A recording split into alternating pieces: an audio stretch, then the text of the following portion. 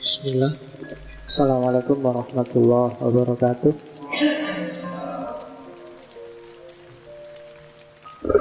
Bismillahirrahmanirrahim. Alhamdulillahirabbil alamin. Wa bihi nasta'inu ala umurid dunya waddin. Allahumma shalli wa sallim wa barik ala habibina wa syafi'ina Sayyidina wa maulana Muhammadin wa ala alihi wa ashabihi ajma'in. Amma ba'du. Bismillah, mari kita lanjutkan ngaji filsafat kita. Malam ini sesi yang terakhir untuk para pujangga. Nanti pada saatnya kita akan bikin lagi para pujangga yang lain. Kalau terus-terusan di para pujangga, nanti saya khawatir kamu cara mikirnya beda nanti. Ya, minggu depan kita ke barat aja lah sebentar. Terlalu lama di timur gak enak. Ya, main perasaan terus. Besok kita ke barat. Saya tidak tahu, cuma saya pengen sesi barat minggu depan temanya adalah para filosof perempuan. Ya, jarang orang bahas filosof perempuan. Jadi pokoknya kita cari tema yang jarang-jarang disenggol orang. Bayangan saya paling tidak ada 4 orang yang harus kita omongkan. Barat loh ya, nanti di timur ada lagi yang perempuan. Kita perempuan barat aja dulu. Hannah Arendt, pacarnya Heidegger. Ya, pacar selingkuhannya Heidegger. Terus Simone de Beauvoir, teman kumpul kebonya Sartre. Karena memang tidak kawin kumpul kebo. Terus Ayn Rand, bukan Ayn Takmir. Ayn Rand ini perempuan kalau di barat, terkenal dengan objektivismenya. Dan yang terakhir mungkin Julia Kristeva, agak dikenal dengan filsafatnya tentang seks. Ya minggu depan ya sekali-sekali, biar nggak terlalu lama ngomong tentang yang gaib-gaib, yang hantu-hantu kayak timur. Oke, cuma malam ini kita ketemu dengan beliau Ronggo Warsito, tokoh besar pujangga yang memang gelarnya asli pujangga. Kalau sesi kita sesi para pujangga yang memang namanya asli pujangga ya Ronggo Warsito. Pujangga itu kan istilah di bahasa Indonesia. Aslinya bujangga. Bujangga itu ular. Jadi ulo. Saya tidak tahu kok pujangga ulo, tapi ular itu konotasinya adalah cerdik sebenarnya zaman dulu. Makanya bahkan pengobatan pun simbolnya juga ular kan. Medis itu pakai ular. Jadi simbol kecerdikan itu ular. Saya tidak tahu, mungkin ada banyak mitos yang cerita tentang bagaimana cerdiknya, bagaimana dahsyatnya makhluk yang namanya ular. Di Cina bahkan ular itu punya banyak sekali mitos. Termasuk yang kalian paling kenal itu tentang naga. Itu kan juga jenisnya ular. Ada salah satu syair, saya lupa miliknya Ronggo Warsito apa enggak, tapi pinternya ular itu antara lain bahwa dia tidak punya tulang, tapi kepalanya bisa berdiri. Itu maknanya dalam. Kamu artikan sendiri. Cari. Loh iya kan, ular itu kan tidak ada tulangnya, tapi kepalanya bisa berdiri, bisa. Nah, itu filosofinya beda itu. Oke. Tokoh kita malam hari ini adalah beliau Ronggo Warsito. Ronggo Warsito ini kalau di Jawa biasanya disebut pujangga penutup Sama kayak Nabi Khotamul Anbiya, dia Khotamul Bujangga. Kalau di Jawa ya memang dia digelari itu penutupnya para pujangga. Memang lahir dari keluarga pujangga, khususnya yang dari jalur ayahnya. Jadi dia ini keturunan Pajang sekaligus keturunan Demak. Ayahnya kalau ditarik garis keturunannya ketemunya Sultan Hadiwijoyo lewat jalur Pangeran Benowo. Kalau ibunya nanti ketemunya Sultan Bintoro Demak. Dia juga keturunan keempat atau 5 Yosodipuro II. Yosodipuro ini salah seorang pujangga puncak dalam tradisi kejawen. Jadi memang lahir dari kasta pujangga. Ronggowarsito ini masa kecilnya bernama Bagus Burhan. Jadi ya di beberapa teks kadang ditransliterasi jadi Bagus Burham pakai M. Tapi kalau dilihat dari tata bahasanya mungkin yang bisa diartikan Bagus Burhan. Cuma mungkin kadang-kadang lidahnya orang Jawa kan memang begitu. Burhan jadi Burham. Dan ya nanti lengkapnya kan sebenarnya Ronggowarsito itu kan memang gelar. Lengkapnya kan Raden Ngabei Ronggowarsito.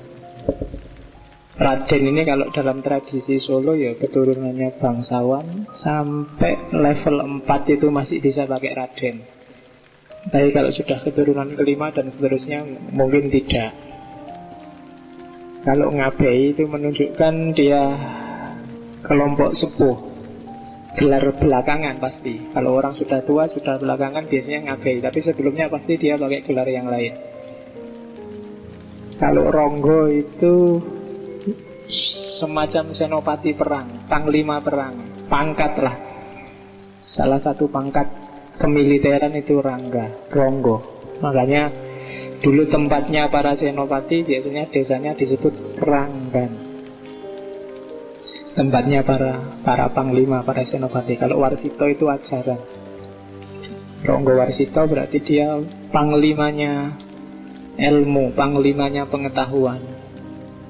Gelarnya Ronggowarsito. Yang kita bahas pagi ini sebenarnya Ronggowarsito 3. Nanti kakeknya Ronggowarsito 2, nanti ada lagi buyutnya Ronggowarsito 1. Jadi dia ini level 3. Ini kan sama kayak di Barat itu kan biasanya kalau anaknya pakai junior. Nah, kamu besok juga gitu boleh. Kalau bingung nyari nama anaknya dibikin sama aja. Namanya Abdul ya Abdul kedua. Nah, enggak apa-apa. Abdul junior kayak. Cuma ini gelar Ronggowarsito tidak bisa dibikin sendiri karena dia dianugerahi. Kakeknya dan ayahnya termasuk anggotanya Pangeran Diponegoro waktu perang melawan Belanda. Bahkan nanti ayahnya termasuk yang tewas di penjaranya Belanda karena disiksa. Ini nanti yang melahirkan beberapa intrik. Termasuk terakhir nanti belakangan dicurigai juga sebenarnya Ronggowarsito juga tewasnya karena dieksekusi. Meskipun masih misterius sampai hari ini. Bagus Burhan itu sejak kecil sebenarnya nakalnya luar biasa. Ceritanya agak mirip-mirip Sunan Kalijogo. Sukanya judi, sabung ayam. Jadi kalau sekarang mungkin agak langka ya. Kalau nakal-nakalnya sekarang mungkin bukan judi tapi main game online itu. Terus ya kan biasanya itu kalau hari ini main game online. Kalau sabung ayam ya tidak ada. Paling apes kan narkoba kamu hari ini. Itu nakalnya zaman itu sukanya judi sabung ayam. Kalau hari ini yang judi kan paling togel kan hari ini. Saya tidak tahu masih apa kenal generasimu togel ya. Generasi di atasmu masih banyak yang maniak togel. Itu sehingga oleh ayahnya nanti dikirimkan ke pesantren di Ponorogo. Kiainya namanya Kiai Imam Besari. Kiai Imam Besari ini masih menantunya Pakubuwono kedua. Pondoknya namanya Pondok Gebang Tinatar. Sekarang sudah nggak ada, tinggal masjidnya. Kalian boleh kalau mau ke Ponorogo sekitar ke selatan sekitar 10 kilo, masjidnya masih ada, Mas. Masjidnya sangat mirip Masjid Demak, cuma lebih muda, lebih tua Masjid Demak. Gayanya agak mirip. Nggak ada pakunya untuk nyambung kayu-kayu di atas itu ya pakai kayu aja, pakai tatal. Yang alumni sana yang saya ingat selain Ronggo Warsito itu Cokro Aminoto. Itu juga alumni sana belakangan. Cuma, dan jangan salah, kalau ditelusuri secara silsilah nanti banyak sekali kiai-kiai yang sebenarnya masih keturunan dari Kiai Imam Besari, termasuk Gontor, Tebu Ireng, dan beberapa pondok besar yang ada di Jawa. Dan kesanalah Ronggo Warsito berguru dengan dikawal oleh seorang pengasuhnya namanya Ki Tanujoyo. Ki Tanujoyo ini khusus tugasnya adalah mengawal Ronggo Warsito biar nggak nakal, termasuk waktu ke pondok. Sayangnya ndak kerasan di pondok karena sudah terbiasa seneng-seneng. Akhirnya melarikan diri dari pondok, sama pemomongnya juga. Jadi tidak enak kan pondok itu, tidak biasa gitu. Terus dia lari di pondok, bahkan diceritakan sampai ke Madiun. Madiun berarti dia agak lari ke utara. Cuma di sana kelaparan. Kalau dalam ceritanya, karena dia tidak punya apa-apa, sampai hutan-hutan lari, kelaparan di jalan. Terus Yai Imam Besari mimpi bahwa Ponorogo dan Madiun akan terancam kelaparan kalau muridnya ini nggak diselamatkan. Katanya gitu dibabat, terus dicari, akhirnya ketemu, dibawa pulang ke pondok, disuruh nyantri lagi, tapi ya tetap males, tetap nggak cocok ngaji model pesantren. Akhirnya dimarahi habis-habisan oleh Yai Imam Besari sampai dia tersinggung. Itu titik balik sudah. Orang biasanya kalau sudah kesenggol, tersinggung, itu baru dia mulai marah, ingin balas dendam. Ketika dia tersinggung itu, ya kalau bahasa sekarang, emangnya saya tidak bisa pinter kayak kiai, bangsanya kayak gitu. Dan akhirnya dia dimulailah fase tirakatannya Ronggo Warsito, Bagus Burhan. Dan saya bilang tadi mirip Sunan Kalijogo, waktu dia menetapkan hati untuk tirakat, dia melakukan puasa 40 hari. Ada cerita sambil kungkum, ada yang bilang tidak sambil kungkum sih, tapi di atas sungai, di atas bambu. Jadi bambu satu, dia di atas itu. Tidak makan, tidak tidur, makan sehari untuk buka puasa hanya pakai, kalau di Babat ceritanya hanya pakai pisang keluduk, gedang keluduk. Itu kan gedang yang paling menjengkelkan kalau dimakan, karena isinya banyak kan itu. Jadi sehari hanya makan itu satu selama 40 hari. Di puasa dan tirakatan di situ. Sampai kemudian kalau bahasanya orang Jawa dapat wahyu. Jadi wahyu itu tidak cuma keraton, tapi juga wahyu kewaskitaan, wahyu kependetaan, wahyu keulamaan. Konon ceritanya di hari terakhir, malam 40, waktu dia ingin menyelesaikan tirakatnya, dari makan pisang sekarang makan nasi yang pertama kali, kendilnya yang dipakai untuk nasi tiba-tiba kejatuhan cahaya. Dan tiba-tiba di dalam kendil itu ada ikan wader yang sudah matang dan siap dimakan. Ya, itu di Babatnya begitu. Dan begitu dia makan ikan wader itu titik balik. Kalau Buddha itulah, disitulah pencerahan. pikirannya terbuka, kesolehannya terbuka, dan belajar tidak lama terus dia jadi asistennya Kiai Hasan Besari. Dan kemana-mana jadi wakil dakwahnya. Oleh Kiai Hasan Besari namanya diganti dari Bagus Burhan dipanggil Mas Ilham. Ada yang namanya Ilham nggak di sini?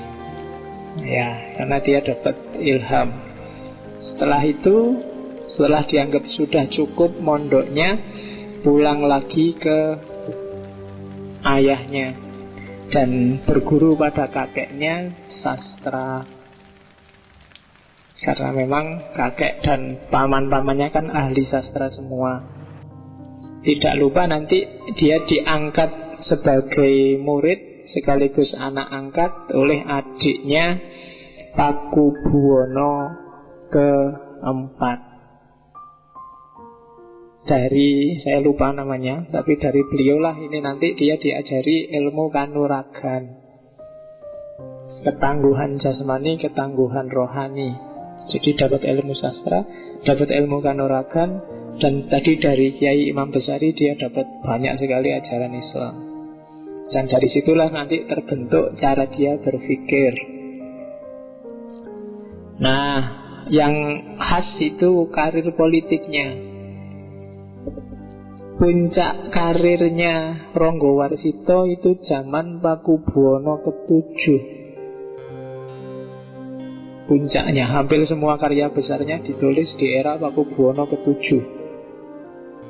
Dan mulai surutnya karirnya di era Pakubuwono ke-9. Pakubuwono ke-9 ini tidak terlalu suka sama Ronggo Warsito karena dia curiga Pakubuwono ke-9 ini ayahnya itu Pakubuwono ke-6. Ayahnya itu ditangkap oleh Belanda, diasingkan ke Ambon karena dianggap kaki tangannya Pangeran Diponegoro. Sebelum ayahnya ditangkap, yang ditangkap duluan itu ayahnya Ronggo Warsito. Nah, ayahnya Ronggo Warsito ini disiksa habis-habisan, disuruh cerita siapa saja yang jadi kaki tangannya Pangeran Diponegoro. Dalam cerita sebenarnya dia tidak cerita, cuma Belanda memang memfitnah bahwa yang cerita Pakubuwono 6 terlibat dengan Pangeran Diponegoro itu ayahnya Ronggo Warsito. Dan Pakubuwono 9 percaya itu, sehingga zaman Pakubuwono 9 ini Ronggo Warsito habis-habisan disisihkan, didiskriminasi. Kalau dalam cerita babat itu ada cerita satu ketika saking marahnya, dan ini yang bikin Ronggo Warsito prihatin luar biasa, mungkin juga tersinggung luar biasa waktu ada pisauanan itu. Ronggo Warsito dilempar pakai kotak kecil, saya tidak tahu kotak apa, pokoknya ada kotak kecil, peti kecil dilemparkan ke wajahnya. Itu karena dia tidak suka. Sampai terakhir di Serat Sabdo Jati itu Ronggo Warsito meramalkan mungkin nomorku tidak lama lagi. Dan ini yang kontroversi. Di serat itu terakhir ada ramalan yang pas sekali dan luar biasa. 8 hari lagi aku akan meninggal. Siang hari, pokoknya dia jamnya, harinya bisa pas. Dan ini kontroversi, ada yang bilang itu ditambahin orang belakangan, ada yang bilang ya memang Ronggo Warsito itu bisa baca ke depan, ada yang bilang ya itu mungkin karena Ronggo Warsito ngerti ada konspirasi yang akan mengeksekusi dirinya. Jadi Belanda sama Pakubuwono sudah kong kali kong, sudah merencanakan bahwa tanggal sekian, jam sekian Ronggo Warsito akan dieksekusi, dan dia tahu itu. Sehingga Ronggo Warsito akhirnya meninggal, dan meninggalnya misterius. Entah meninggal karena sakit, karena apa, orang tahunya bahwa dia bisa meramal kapan saat dia meninggal. Dan itu salah satu misterinya Ronggo Warsito. Nah, itu sejarahnya. Itu baru dongengnya. Kita kan nggak sibuk dengan dongengnya. Pikiran-pikirannya Ronggo Warsito nanti kita lihat ya. Karena saya tidak tahu ini berapa persen yang Jawa, berapa persen yang luar Jawa. Tapi jangan khawatir, nanti syairnya tak terjemah ke bahasa Indonesia. Iya, Dan jangan berharap saya nyanyi nembang ya. Ya, daripada kamu tidak kerasan nanti dengar suara saya, mending aku rasa nyanyi. Itu jatahnya Pak Herman nanti. Oke, seratnya mungkin beberapa sudah teman-teman baca. Cuma bagi saya, bagi banyak orang, Ronggowarsito itu daya ramalnya luar biasa. Hanya saja kalau kita hanya berhenti di Ronggowarsito sebagai seorang tukang ramal, kita akan mereduksi sangat banyak pikiran-pikirannya. Maka bolehlah mungkin di antara kedahsyatannya seorang Ronggowarsito adalah kemampuan daya ramalnya, tapi di balik itu ada visi luar biasa.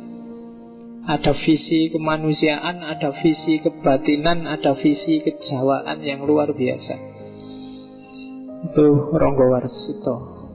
Bahkan di zaman dia hidup ada beberapa orang Belanda yang jadi muridnya, berguru pada Ronggowarsito karena kagum pada kemampuannya.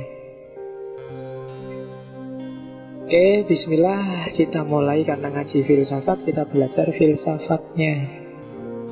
Oke, kayak kemarin ya, Inayat Khan, kita masuknya pakai keyword passwordnya. Untuk paham Ronggowarsito, sebenarnya keywordnya bagi saya ada 3 hal. Yang pertama, kewaskitaan, kesatuan dan laku.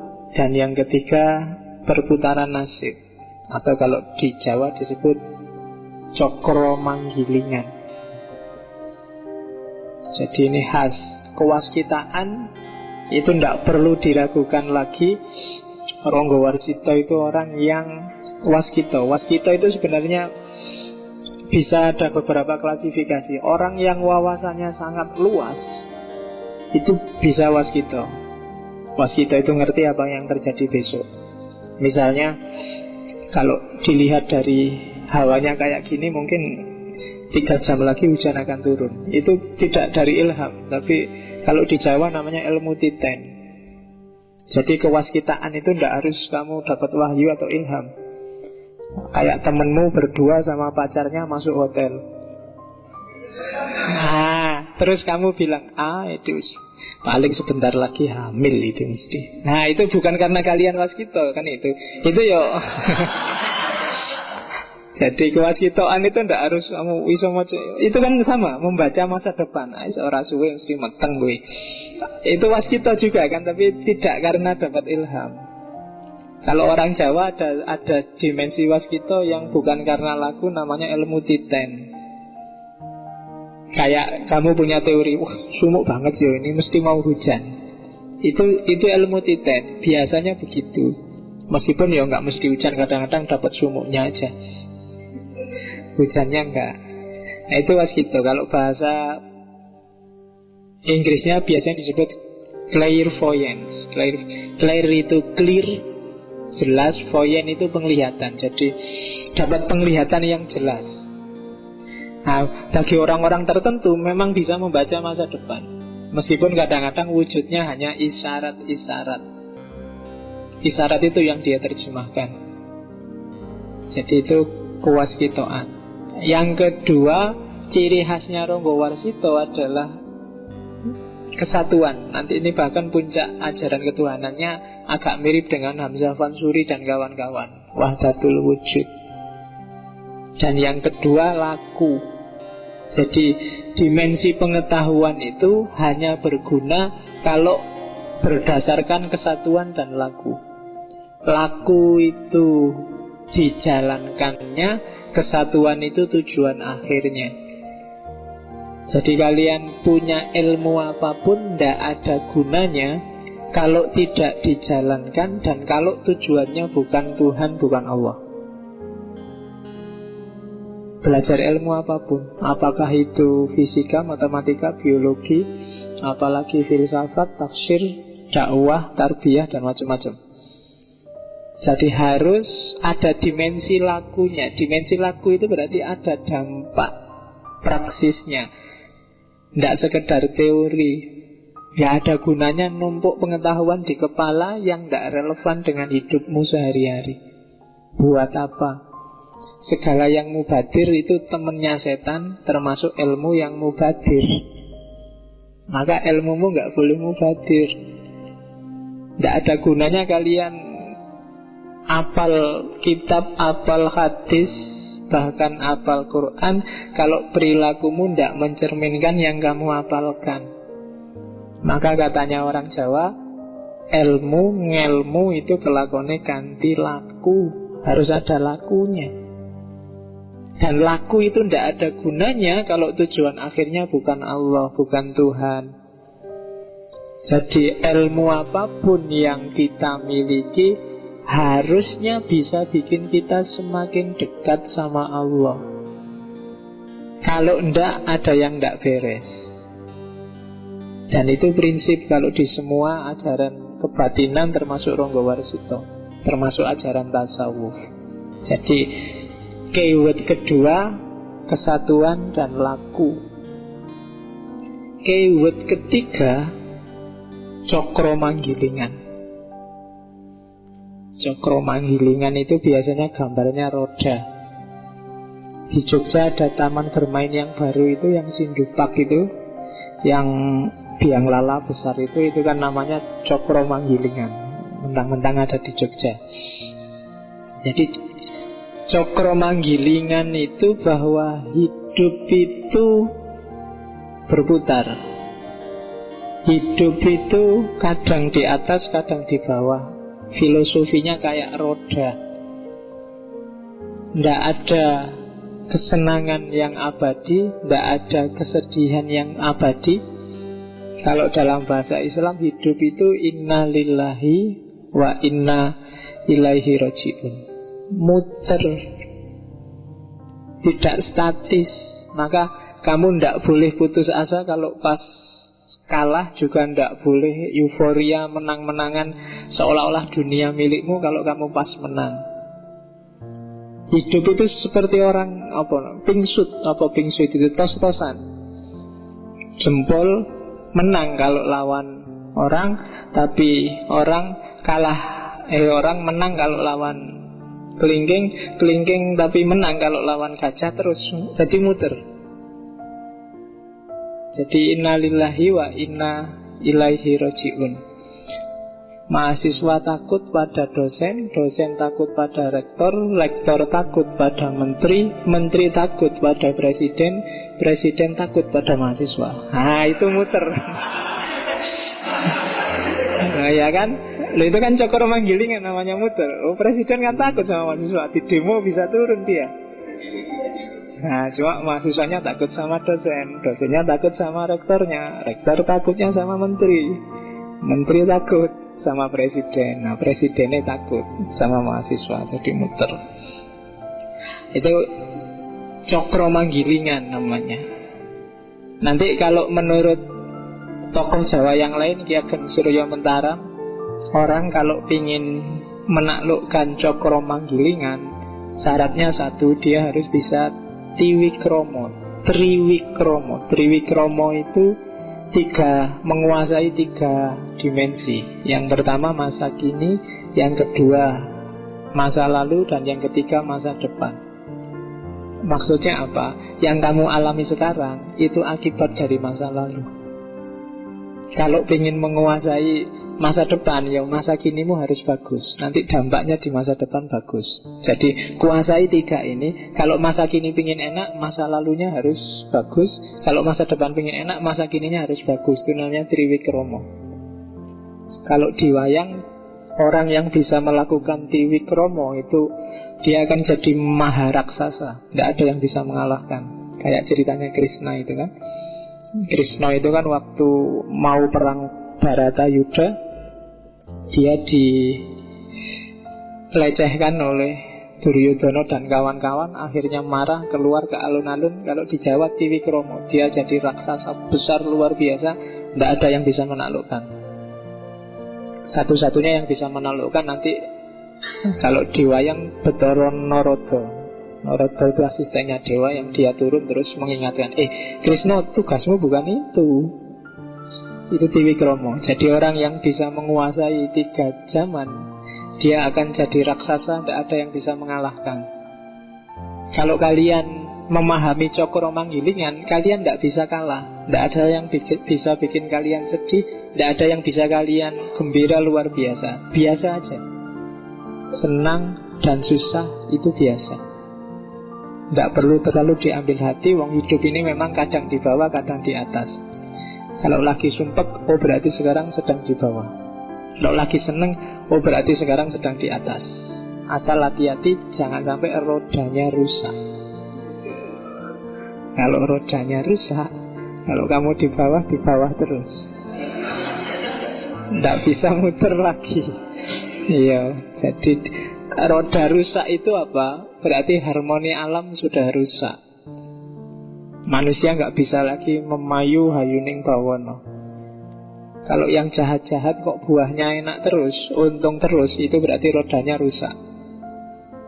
Kalau yang baik-baik dapat jatah sumpek terus, itu berarti rodanya rusak, jalannya nyeleweng. Harus ada yang meluruskan.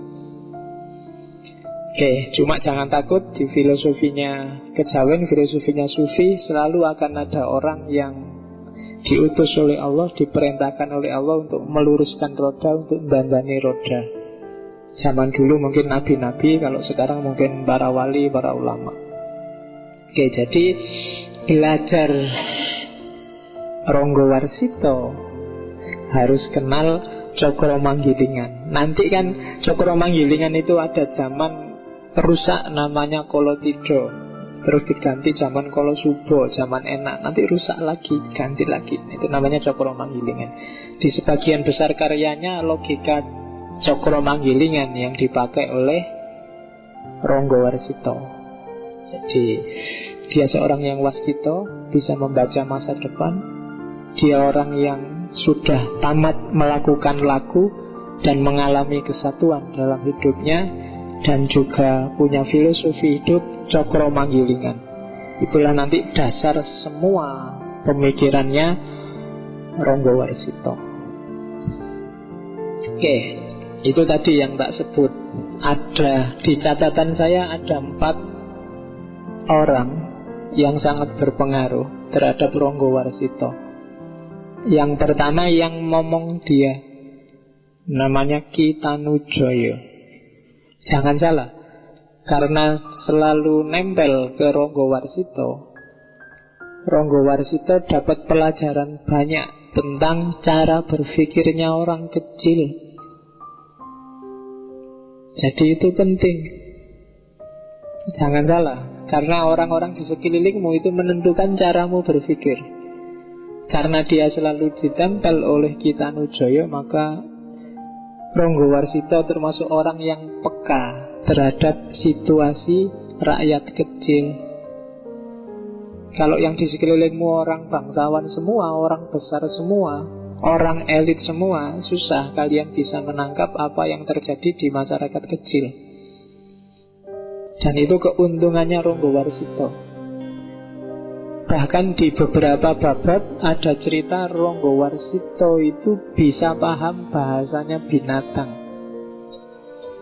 Itu sebenarnya metafor luar biasa untuk menunjukkan bahwa dia peka dan paham terhadap bahasa orang kecil, bahasa kasta rendah, bahkan sampai binatang. Itu jasa dia ditempel terus oleh Ki Tanujoyo. Meskipun ada cerita ya, yang ngajari judi, yang ngajari adu jago itu ya Ki Tanujoyo itu.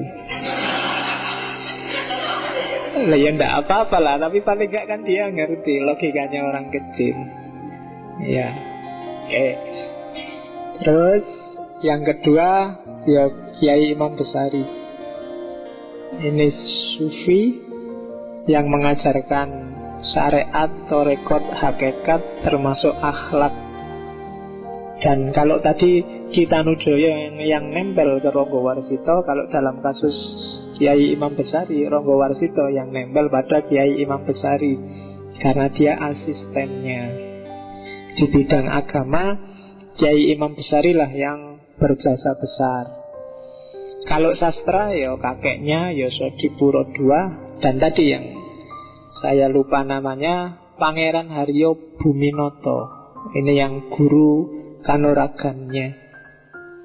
Jadi penting juga kalian olahraga, tidak cuma olah jiwa, untuk membangun kepercayaan diri, harga diri juga. Keteguhan hati, keteguhan iman itu mensana in corpore sano. Maka didikannya Pangeran Haryo Buminoto itu bikin seorang Ronggowarsita merasa kukuh, merasa teguh, tidak penakut. Saya tidak tahu anak zaman sekarang apa masih ngerti bangsa-bangsa dunia Kanuragan. Mungkin 1-2 masih ada yang tertarik. Atau mungkin era sekarang Kanuragannya beda. Skillnya bukan lagi skill jurus, tapi skill IT misalnya. Yang tidak bisa IT, pontang-panting. Itu mungkin Kanuragannya beda. Yang penting kamu punya andalan, biar pede. Karena hidup itu paling tidak 1-2 harus ada yang bisa dibanggakan, baru kepalamu bisa tegak. Kalau nggak punya, bikin. Kalau nggak ada, bikin. Latihan. Latihan apa? Nggak ketang kamu bisa-bisa nyervis laptop apa HP rusak, kan ada kebanggaan. Aku loh bisa nyervis. Kan ada. Paling nggak ada itu. Kalau nggak punya itu, kepalamu nggak bisa tegak. Syukur-syukur banyak keahlianmu. Dan itu lumayan untuk bangun kepercayaan diri. Oke, jadi ini yang mempengaruhi, yang membentuk cara berpikirnya seorang Ronggowarsita. Maka kamu juga kalau ingin jadi orang besar, pinter-pinter nyari orang yang kamu tempel, atau pilihlah siapa yang boleh nempel kamu. Itu akan bentuk dirimu. Jangan sembarangan. Yang sembarangan buat friend biasa aja. Cuma untuk yang dekat dan berpengaruh, pilihlah, sortirlah. Atau kalau kamu sedang tidak dekat padahal itu penting, kejarlah. Kalau di sufi orang disuruh cari mursyid. Jadi kenapa itu untuk membentuk dirimu? Kalau tidak, kamu tidak akan jadi apa-apa. Ya orang besar itu kan ada yang dikejar sendiri, ada yang memang karena nasib. Nah, kalau kita kan kelihatannya kalau nasib kok ya enggak. Ya, jadi berarti kita harus kejar sendiri, kita bikin sendiri. Terus di semua kitab serat kidungnya Ronggowarsita, isinya kalau diklasifikasi itu kadang tentang tradisi dan ritual, kadang tentang toto kromo, toto susilo, etika. Yang ketiga tentang yang gaib, yang supranatural. Dan yang keempat, puncaknya adalah ilmu kasampurnan, kebatinan, spiritualitas. Ilmu kasampurnan kadang juga disebut kasunyatan. Kali di sufi ini level-level manunggaling kawula Gusti. Jadi kalau di Jawa itu ilmu ada levelnya.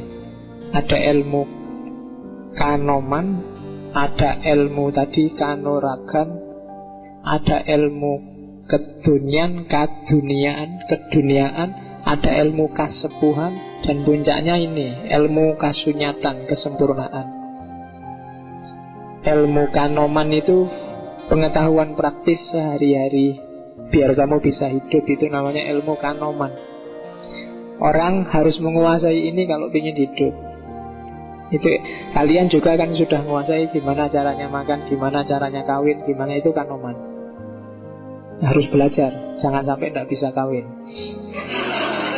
Oh iya kan, itu ilmu kanoman. Di level atas sedikit ada level kanuragan. Kanuragan ini mengolah daya yang sebenarnya sudah ada di potensi dirimu, tinggal diaktualkan. Apakah itu daya jiwa atau daya jasmani atau daya rohani. Namanya kanuragan. Kalau hari ini yang jasmani ya olahraga lah. Kalau zaman dulu ada aji-ajian mantra dan lain-lain. Terus di atas itu ada ilmu kadunian, ilmu untuk bisa menguasai dunia, nggak sekedar menjalani hidup di dunia. Pertanian, perikanan, dan macam-macamnya itu ilmu keduniaan. Di atas itu ilmu kasepuhan. Kalau ilmu kasepuhan itu kemampuan seseorang untuk menyelesaikan masalah secara bijaksana, apapun masalahnya. Orang yang sudah bisa melakukan ini biasanya sudah disebut kelompok sepuh atau sesepuh atau bini sepuh. Ilmunya namanya ilmu kasepuhan. Dari sisi moral, ilmu kasepuhan paling tinggi. Tapi dari sisi spiritual, di atas itu ada namanya ilmu kasampurnan, ilmu kasunyatan, yang tidak semua orang bisa nyampe ke level ini. Hanya orang tertentu yang serius, sungguh-sungguh mau menjalani laku. Kalau kasepuhan kadang-kadang dari pengalaman saja bisa, pengalaman hidup sehari-hari, lama-lama juga pengalamannya ngumpul, dia jadi bijaksana otomatis. Tapi kalau kasunyatan, kasampurnan, orang harus menjalani laku dulu. Makanya ini termasuk jenis sastra, jenis pengetahuan yang tidak bisa dibabarkan, dijelaskan ke sembarang orang. Seandainya dijelaskan pun, kalau orang memang belum makomnya, paling cuma dihafalkan, tidak bisa dijalani. Kalau di Jawa kadang disebut sastro jendro hayuningrat, ilmu sangkan paraning dumadi. Itu hanya level tertentu yang mampu ke sana. Kayak kita ini mungkin belum makom tapi bisa belajar. Tapi paling banter kita belajar hanya menghafalkan atau memahami teorinya. Begitu dipraktekkan agak berat. Karena memang ini hubungannya sama laku dan kesadaran. Dan itu nanti yang dilakukan oleh Ronggo Warsito. Dia menulis salah satu masterpiece-nya yang luar biasa, yang isinya semacam ensiklopedi kebatinan Jawa. Judulnya Serat Wirid Hidayat Jati. Nanti kita bahas di belakang aja yang Wirid Hidayat Jati karena agak dalam. Kalau nanti waktunya nyampe, kalau enggak ya kita baca aja. Nanti mungkin sesi kapan kita dalami khusus Serat Wirid Hidayat Jati itu. Siapa tahu 1-2 di sini ada yang nyandel besok mau jadi wali.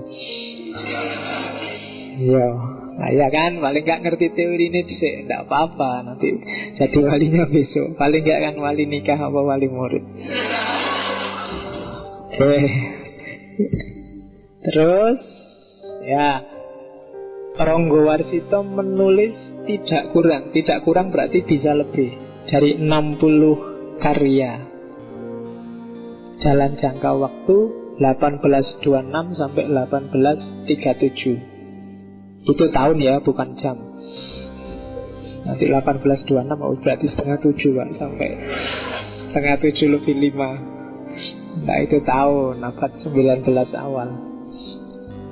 Cirinya ini yang khas. Jadi makanya dia disebut pujangga penutup. Semua karyanya Ronggo Warsito pasti pakai Purwokanti. Purwokanti itu rima, bersajak. Ada sajaknya.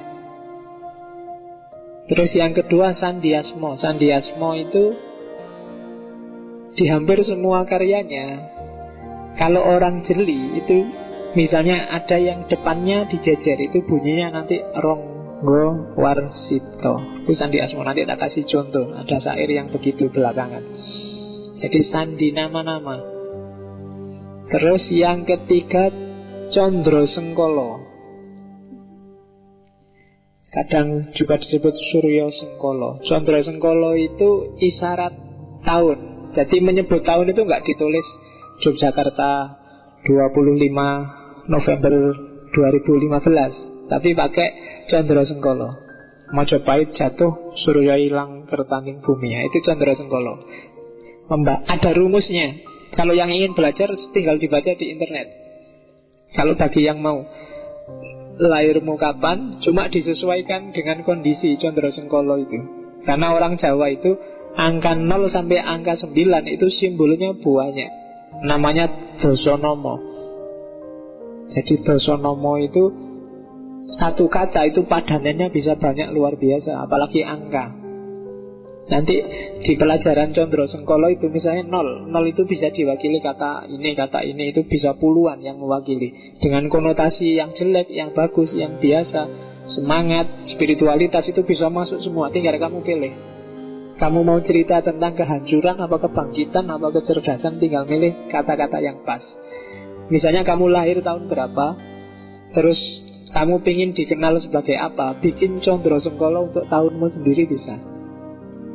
Ada pelajarannya.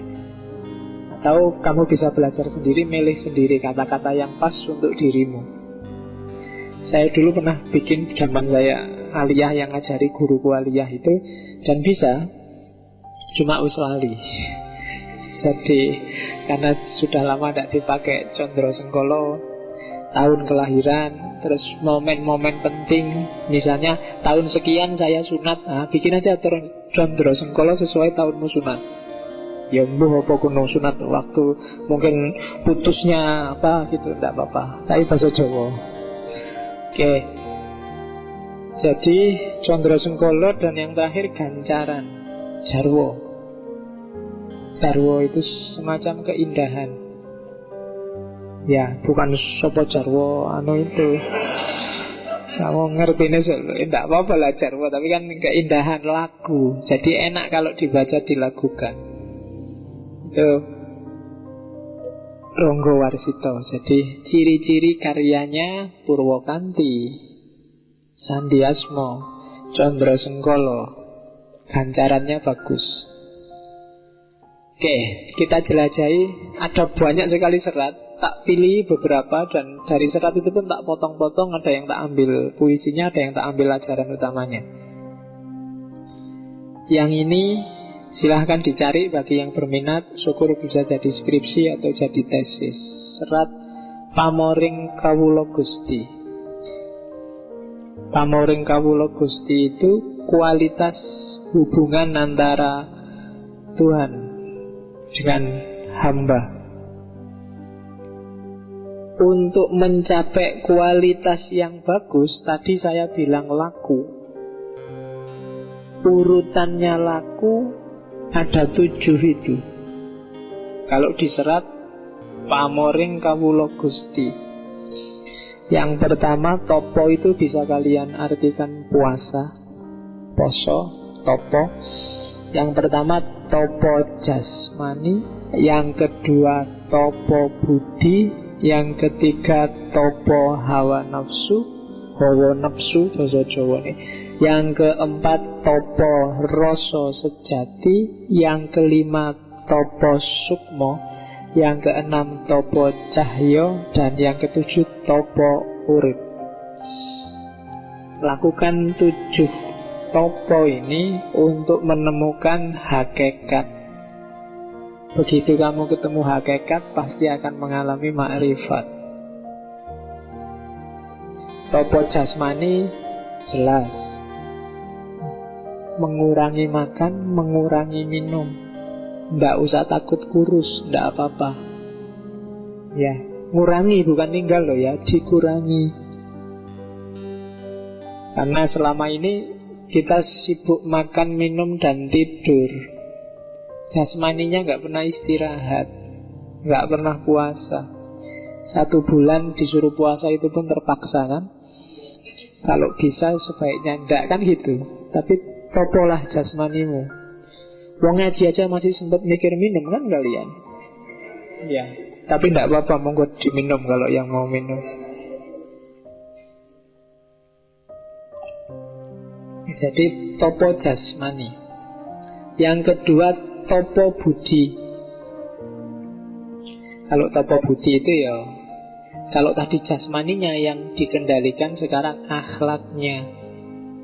Berakhlak yang baik, yang terpuji, menghindari akhlak yang tercela. Itu topo budi. Puasalah akhlakmu. Tidak usah tanya yang tercela apa saja, yang terpuji apa aja, kamu sudah ngerti kok. Untuk urusan ini sebenarnya orang tidak perlu belajar. Asal pikirannya waras, akalnya jernih dan sehat, pasti ngerti. Iya, kamu tidak usah, Pak, saya belum belajar Pak, ini filsafat etika dulu baru bisa Pak. Nggak, wis ngerti. Asal pikiranmu jernih, mesti ngerti kalau bohong itu jelek, kalau curang itu jelek, makan haknya orang lain itu jelek. Nggak harus kalian baca buku tebel-tebel, nggak harus tanya kemana-mana. Tanya aja ke pikiranmu yang jernih, hatimu yang jernih, pasti ketemu. Dan jalankanlah. Yang penting cuma itu sebenarnya. Wong kamu sejak MI juga sudah diajari oleh gurumu kan, mana baik mana buruk, tinggal dijalankan. Godaan banyak. Ingin jujur aja godaannya. Wah, kalau jujur nilainya nggak bisa A besok pak. Itu kan godaan sebenarnya. Dan kamu kalah dengan nilai A, kamu kalah dengan ijazah, kamu kalah dengan pacar. Pacarmu itu nggak usah kamu gombali, mungkin juga masih mau kok. Ngapain tak dibohongi pakai gombal? Ya, jujur aja lah, nggak apa-apa. Kalau pacarmu tanya, Mas, aku paling cantik nggak? Kalau paling sih mungkin enggak. Jadi kan jujur namanya. Yang lebih cantik banyak. Nah, cuma yang mau cuma aku kan gitu. Oke. Loh ya kan jujur kan, kamu sering membiasakan diri tidak jujur sih. Nanti jadi masalah loh. Nanti kalau kamu putus, lu katanya dulu aku paling cantik. Lu enggak. Dulu kan aku bilangnya kalau paling cantik enggak. Lah ada yang lebih cantik ya aku ganti no kan gitu. Itu karena jujur, jadi dia enggak terlalu sakit. Kalau kamu bohongi terus yang paling cantik, rame mesti. Oke. Karena kesusahanmu itu biasanya kamu sendiri yang nanam, yang bikin susah. Terus yang ketiga, topo hawa nafsu. Ini pengaruh Sufisme Ghazalian sangat tampak, bahwa orang harus mengendalikan 4 jenis nafsu. Aluamah, ya kalau bahasa Arabnya lawamah, amarah, sufiyah, dan mutmainnah. 4-4-nya harus dikendalikan, jangan bablas. Dikendalikan itu bukan berarti dimatikan loh ya. Aluamah itu kalau di Ronggowarsito simbolnya perut, pusatnya ada di perut. Hubungannya sama makan, minum, tidur, dan yang sejenis itu. Kalian tetap harus makan, minum, tidur, tapi jangan bablas. Harus ngerti batas. Jadi aluamah ya, karena nggak ada ini kamu nggak bisa hidup dong. Tetap makan, tetap minum, tapi harus ngerti batasnya. Syukur-syukur sebelum batas sudah berhenti. Nabi bilang berhenti sebelum kenyang, bukan berhenti sebelum kekenyangan. Ya, kalau ada tanda-tanda, wah sebentar lagi kenyang ini, berhentilah. Nggak usah tanya alasannya apa, nanti hikmahnya banyak. Kalau Nabi yang ngomong. Yang kedua, amarah. Amarah itu kalau di Ronggowarsito simbolnya telinga. Marah, angkara murka. Orang harus punya nafsu ini, biar ada semangat, gairah, tapi jangan bablas. Kamu harus punya api dalam dirimu. Kalau tidak gitu kamu kehilangan semangat, kehilangan gairah, tidak kreatif, tidak agresif, tidak pingin maju. Harus pingin maju, tapi jangan diumbar amarah ini. Kalau diumbar nanti kayak api, kecil jadi teman, besar jadi musuh. Jadi kendalikan amarahmu. Yang ketiga sufiyah. Sufiyah simbolnya mata. Ini hubungannya sama nafsu seks, gairah natural laki-laki perempuan yang normal. Kadang-kadang yang tidak normal kan ada aja. Ya, semoga di sini nggak ada, semoga normal aja. Apapun yang terjadi lebih enak normal. Ya, tidak usah neko-neko yang aneh-aneh. Jadi supia harus lo ini, jangan kamu bertekad jadi pendeta tidak kawin, eman-eman. Lo ya kan, tidak boleh ada yang, tadi saya bilang tidak boleh ada yang mubadir. Kalau kamu tidak kawin ada yang mubadir nanti. Jadi harus dimanfaatkan, itu anugerahnya Allah. Cuma jangan bablas. Kalau bablas jadi perkara. Kamu harus ngerti batas. Jadi prinsipnya nafsu ini harus ngerti batas. Kapan harus maju, kapan harus mundur. Kamu harus ngerti mana yang boleh ditabrak, mana yang jangan ditabrak. Kalau yang jangan ditabrak kamu tabrak, pasti masalah. Percayalah. Entah besar, entah kecil, entah kapan, pasti akan ada masalah. Jadi nafsu sufiyah, simbolnya mata. Saya tidak tahu, mungkin ini karena Ronggo Warsito cerdas luar biasa. Biasanya bablasnya nafsu sufiyah ini karena mata. Ketika matamu tidak terkontrol, apalagi yang tiap hari bukai laptop, downloadi gambar-gambar dan film-film, itu alamat sudah, ya, tidak terkendali. Ya paling tidak kamu boros sabun. Alhamdulillah. Iya, ya tidak apa-apa lah. Oke. Iya. Oke, yang kelima, ya tidak apa-apa. Yang sudah pengalaman diem aja, tidak apa-apa. Yang keempat, nafsu mutmainnah. Mutmainnah ini biasanya nafsu dianggap paling bagus, tapi juga jangan bablas. Orang yang bablas di mutmainnah, dia akan jadi orang yang kasarnya namanya konyol, berkorban untuk orang lain. Nah, dirinya sendiri sengsara, baik pada orang lain, dirinya sendiri susah. Itu bisa bablas ke sana. Baik hati, kalau kebablasan juga jelek, tidak mendidik, mencelakakan diri sendiri. Jadi nafsu mutmainnah bagus, tapi juga harus dikontrol. Kalau kamu punya uang 3.000, kalau mau sedekah ya 1.000 saja. Jangan buka dompet dikasih semua. Itu namanya tidak cerdas. Ya kan? Bablas itu namanya sudah. Ya sedekah ya sesuai kemampuan. Zakat aja cuma 2,5%-nya kok, malah sedekah dikasih semua. Itu namanya tidak cerdas. Biasanya terus kamu jawab, loh nanti kan balasannya 10 kali lipat. Kamu mau sedekah apa dagang? Loh ya kan? Loh ya kalau kamu dagang, mikir balasannya berapa kali lipat. Kalau mau sedekah ya tidak usah mikir balasan dong, harus ikhlas. Sebenarnya ini sangat sederhana, cuma kadang-kadang kamu kok ya masih ketipu. Jadi ya normal-normal aja lah, jangan konyol kalau bahasa anunya. Sedekah ya sedekah, bantu orang ya bantu orang. Kalau ada orang nggak punya rumah, bantulah, jangan rumahmu dikasihkan, akhirnya kamu yang nggak punya rumah. Ya, jadi itu problem. Jadi itu namanya poso hawa nafsu. Jadi kontrol hawa yang ada dalam dirimu, baik yang di level alwamah, amarah, sufiyah maupun mutmainnah. Terus yang keempat, topo rasa sejati. Ini semacam sering-seringlah memusatkan perhatian pada Allah. Bawalah Allah kemana-mana, dalam kondisi apapun, untuk apapun. Ngaji gini bawalah Allah, ke warung juga bawalah Allah. Perhatianmu harus selalu ada pada Dia. Kayak kamu sedang jatuh cinta itu loh.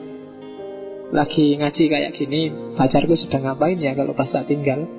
Lagi di mall, wah ini kalau tak beli ini dia mesti pantas, dia mesti bagus. Lagi kuliah, ada yang ngambilin gak ya tak tinggal kuliah kayak gini ada. Jadi yang di pikiranmu kan dia terus, pacarmu terus. Nah, gantilah pacarmu itu dengan Allah. Sedang apapun saja, fokus perhatianmu hanya pada Allah, hanya pada Tuhan. Itu namanya topo rasa sejati. Rasamu hanya nyambungnya sama Allah. Passionmu kalau bahasanya anak sekarang itu hanya Allah. Yang tidak ada baunya Allah kamu tidak suka. Meskipun mungkin hasratmu mau ke situ, tapi Allah nggak suka yang begitu. Sama kayak kamu mau beli baju, beli jaket, terus kalau aku pakai kayak gini pacarku nggak suka, enggak. Itu namanya topo rasa tapi yang sejati. Dan yang sejati hanya Allah. Yang kelima, topo sukmo.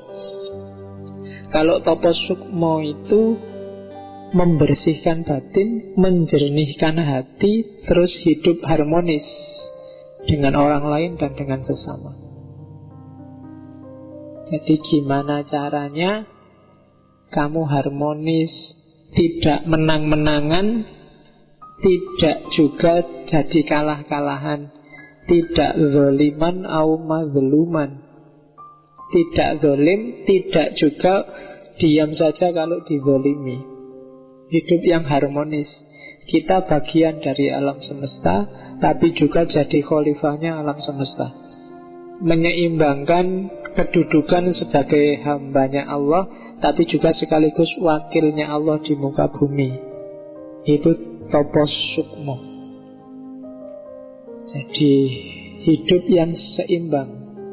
Kita hamba sekaligus penguasa di level kita, karena kita wakilnya Allah. Jadi tulus ikhlas, batin jernih, harmonis. Yang keenam, topo cahyo.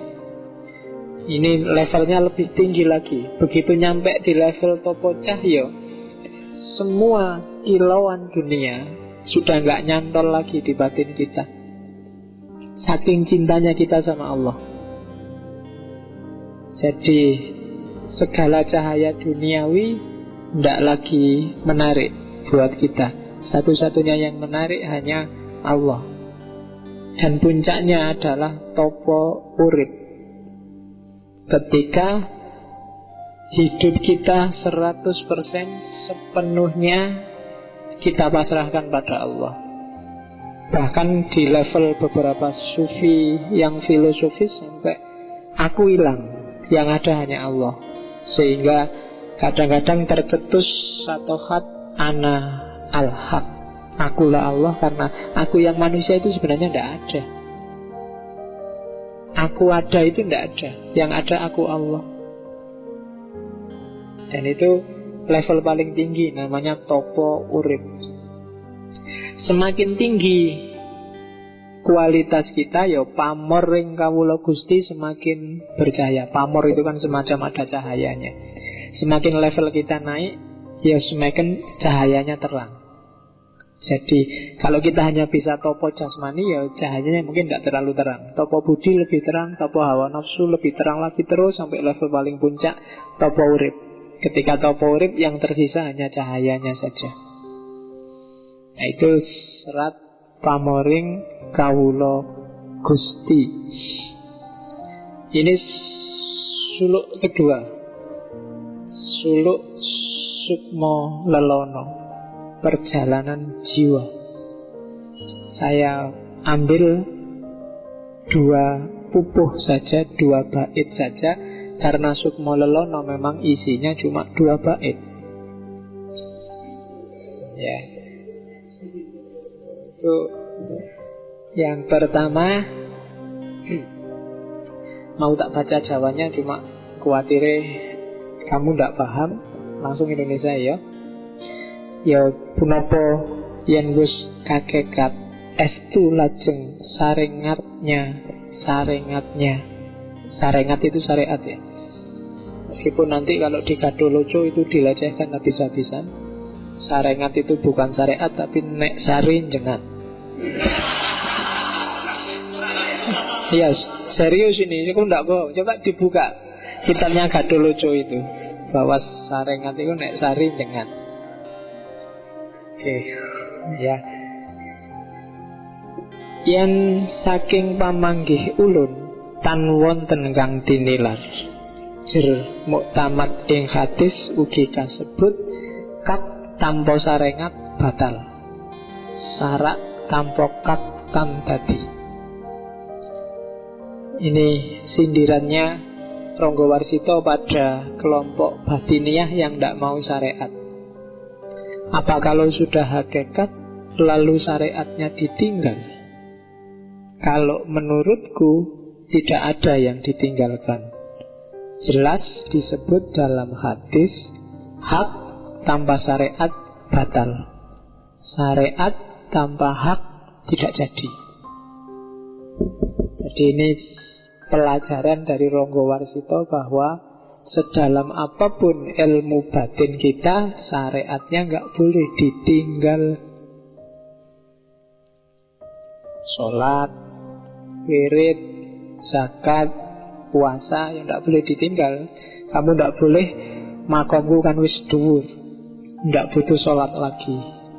Ronggo Warsito aja yang ahli kebatinan sampai puncak juga bilang syariat nggak boleh ditinggal, nggak boleh batin saja, harus ada lahirnya. Bahkan nggak cuma syariat dan hakikat, levelnya 4. Jadi paran Gusti yen kapisah temah mangke kakali hiro sisik kang lempeng taksih ing kawruh sakawanira tunggal ngelmuning hiyang sarengat miyang torekot kakekat miwah makrifat punika kamil abdoli. Jadi menuju Tuhan, jika terpisah keduanya, syariat dan hakikat terpisah, malah akan kehilangan keduanya. Yang syariat saja atau yang hakikat saja sama-sama gak akan dapat apa-apa.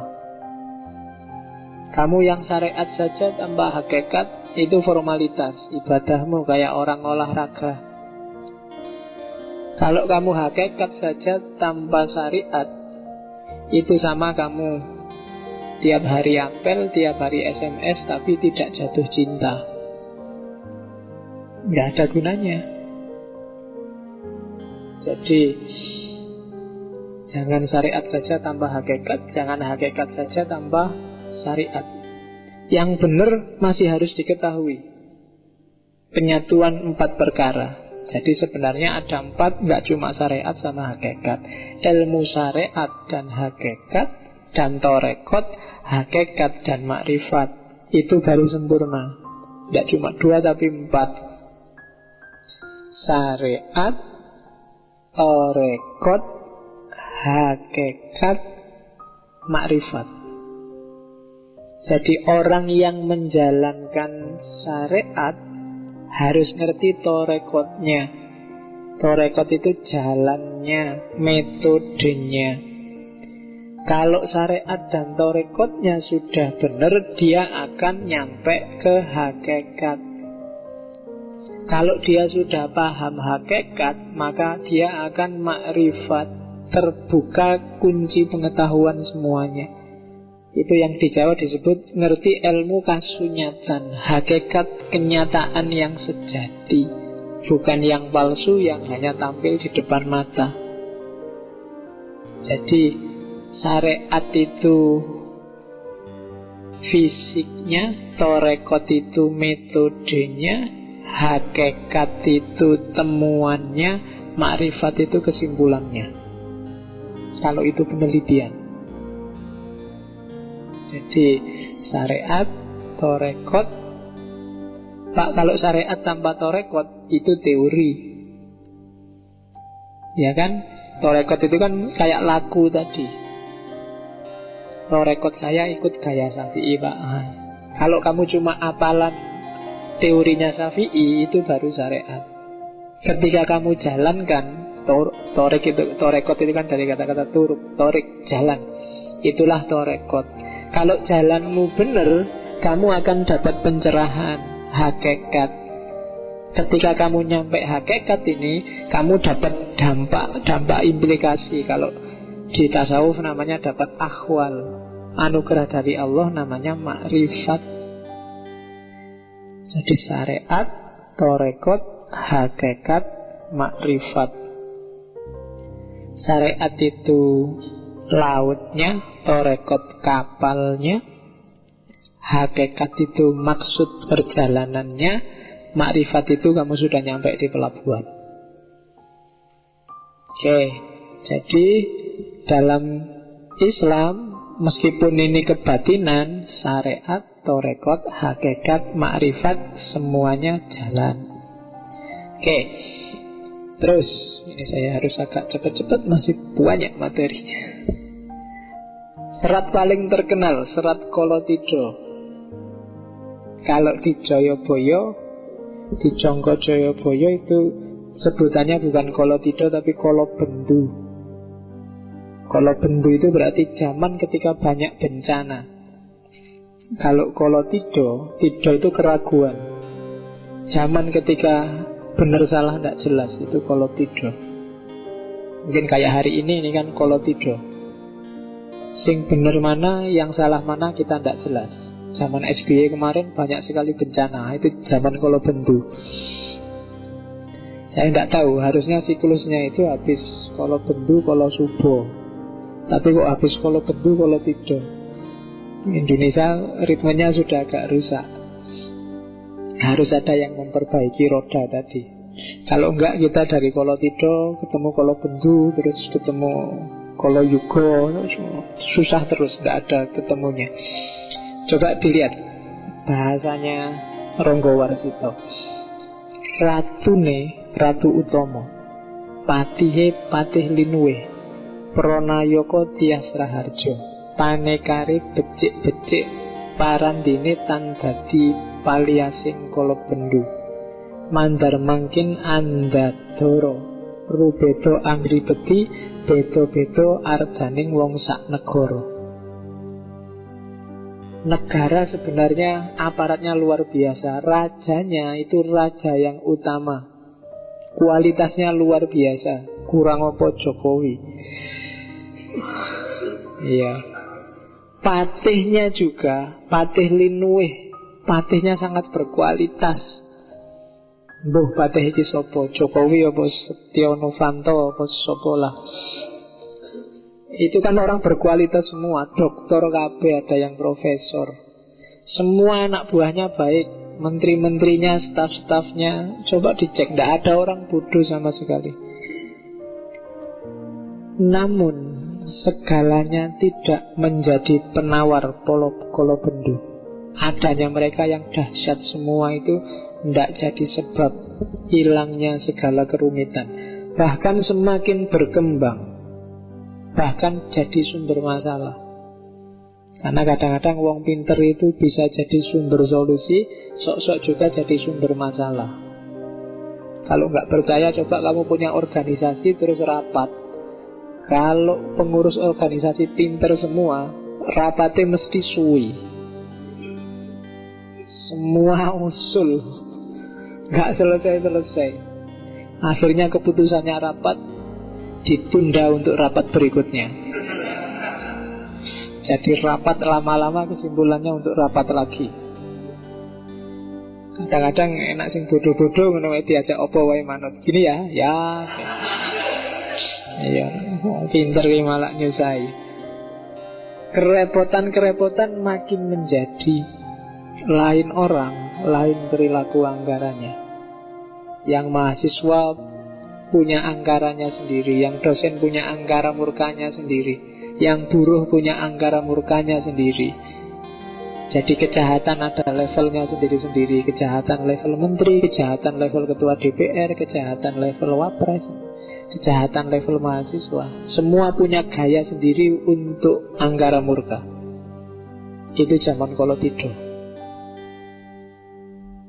Dan ini yang bikin sumpek Ronggo Warsito. Zaman dia, ketika dia tadi dipepet habis-habisan oleh Pakubuwono IX. Kata dia, amenangi zaman edan, ewuh oyo ing pambudi. Melu edan nora tahan, yentan melu anglakoni, boya kaduman melik. Kaliren wekasanipun, dilalah karsa Allah, beja-bejane wong kang lali, luwih bejo kang eling lan waspada. Ini bait yang paling terkenal dari Ronggo Warsito. Mengalami zaman edan memang serba repot. Ikut edan tidak sanggup. Kalau tidak ikut, tidak mendapat apapun juga. Bahkan bisa kelaparan. Namun sudah menjadi kehendak Tuhan. Betapapun untungnya, bagaimanapun beruntung orang yang lupa, lebih beruntung orang yang senantiasa ingat dan waspada. Ini pujangga yang bisa kayak gini. Kalau kita agak susah. Kalau kita nggak korupsi karena nggak ada kesempatannya. Ya. Jadi Ronggo Warsito mengeluh. Zaman edan, kalau saya tidak ikut edan, tidak kebagian apa-apa. Tapi kalau saya ikut edan, nggak tahan aku. Kalau aku tidak korupsi, terkucil aku. Tapi nek aku korupsi, tidak kuat.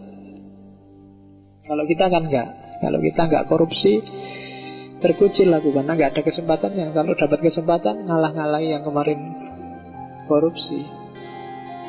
Jadi zaman edan bagi orang baik-baik pakai bait ini. Bagi para pujangga yang jernih, dia pakai bait ini. Saya tidak tahu kalian layak enggak pakai bait ini. Karena biasanya ganjelannya yang bagian itu tadi, melu edan ora tahan. Ya kan, opo iyo kalau kalian ikut edan tidak tahan. Jangan-jangan DNA-nya sudah DNA edan. Ketika tidak edan kamu nggak kuat, harus edan. Karena kalau para pujangga alasannya tidak kuat aku. Jadi ya iso wae dia ikut edan, tapi tidak kuat saya edan. Tapi kalau tidak ikut kok ya tidak dapat jatah apa-apa, terpinggirkan.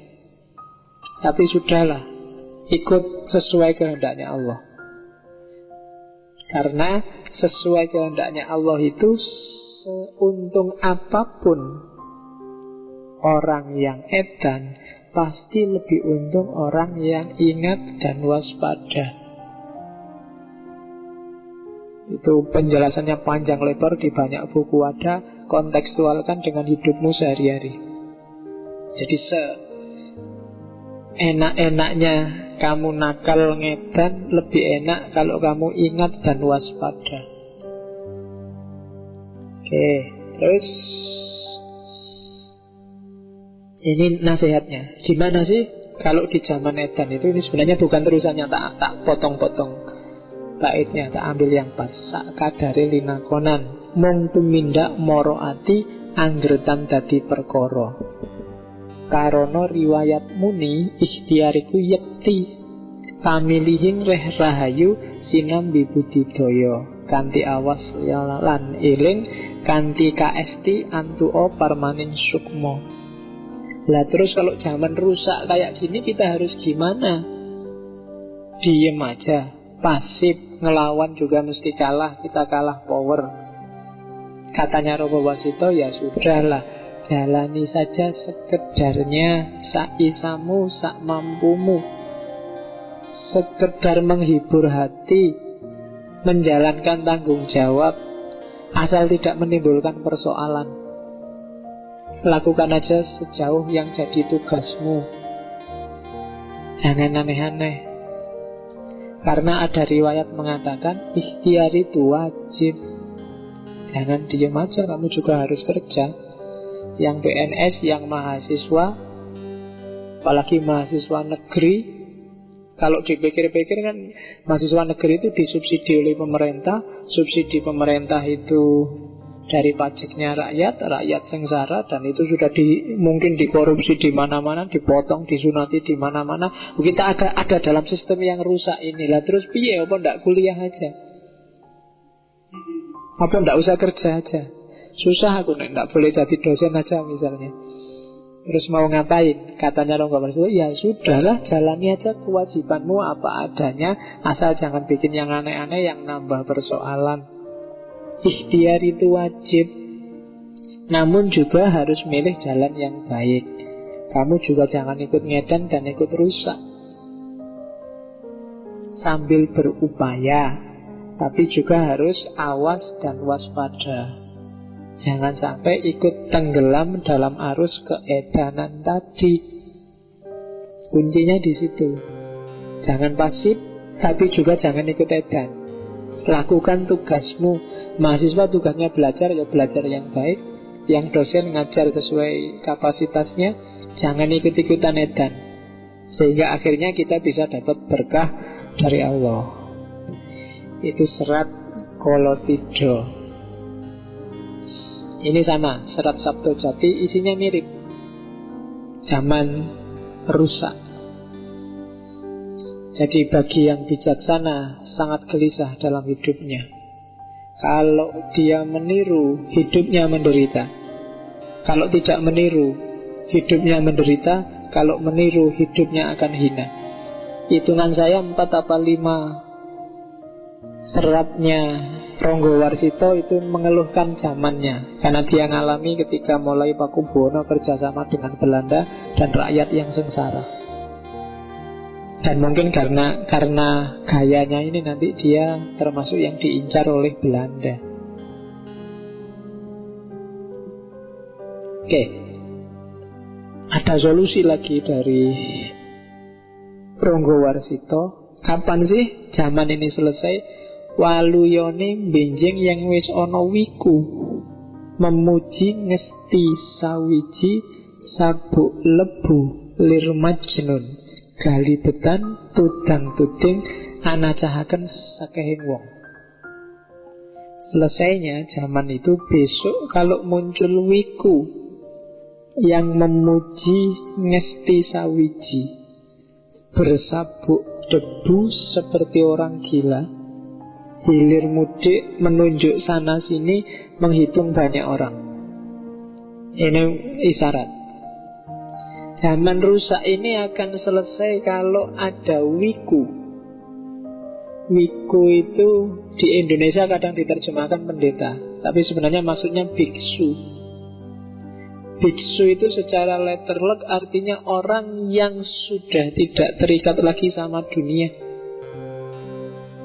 Biksu itu kan pakaiannya aja kuning-kuning, dia tidak pernah memperhatikan bajunya ganti merek apa, fashion show apa, enggak. Dia bajunya kayak gitu terus. Dunia nggak menarik lagi. Makan juga dari minta-minta, dikasih orang, dan kadang-kadang campur gitu. Mungkin yang dari sini ngasih rawon, tiba-tiba di sana ngasih pecel, yang di sana itu bisa campur jadi satu, dan bagi dia nggak masalah. Karena dunia sudah dia nggak jatuh cinta lagi sama dunia. Itu wiku. Jadi zaman rusak ini akan selesai kalau besok sudah ada pemimpin yang tidak silau oleh dunia. Pemimpin Satrio Pinandito. Jadi satria yang pendeta, yang biksu, yang tidak ngincer dunia, juga tidak tergoda oleh dunia, yang memuji ngesti sawiji, yang fokusnya, yang dia puji, yang dia jadikan konsentrasi adalah ngesti sawiji, kesejatian yang satu. Yang dia takuti, yang dia gandoli hanya Tuhan, hanya Allah, bukan yang lain. Kalau ada pemimpin yang seperti itu, alamat zaman akan segera waluyo, segera sembuh kekacauan ini. Bersabuk debu seperti orang gila. Maksudnya apa? Karena dunia tidak lagi bikin dia tertarik, maka dia kayak orang bersabuk debu. Jadi tidak wow, jadi tidak, sangat sederhana. Jadi orang ini kadang-kadang disebut seperti orang gila.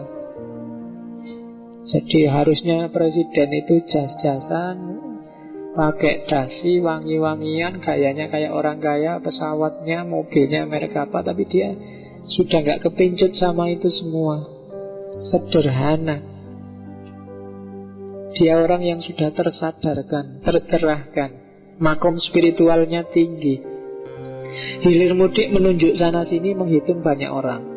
Cuma jangan kaget, orang ini akan memanaskan telingamu. Orang ini akan sering bikin kamu kaget, karena dia tidak takut apapun. Kalau benar dia bilang benar, kalau salah dia bilang salah. Kebenaran itu sering menyakitkan. Maka dia disebut hilir mudik, menunjuk sana sini, menghitung banyak orang. Jadi dia, dunia di level apapun tidak bikin dia tertarik, tidak bikin dia kepincut, sehingga dia sangat berani. Yang benar dia omong benar, yang salah dia omong salah.